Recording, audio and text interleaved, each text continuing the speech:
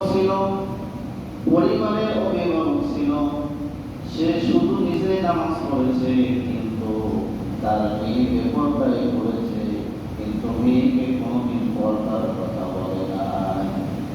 এমন অভিভাবক আমাদের সমাজে মনে হয় একজন নাই, ভাই আছে? এদেরকে কোরআনের ভাষায়, হাদিসের ভাষায় এদেরকে বলা হয়েছে দায়ুস, কিনা? দায়ুস, যারা জাহান্নামে যাবে, জান্নাতে যাবে না, নাউজুবিল্লাহ। এমন অনেক বাবা আছে,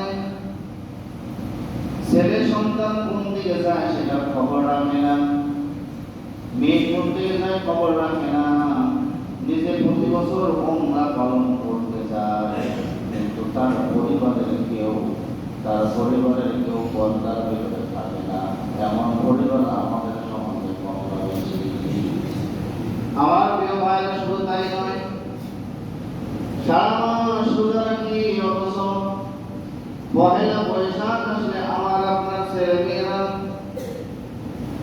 গান বাজনা করে, মঙ্গল শোভাযাত্রার নামে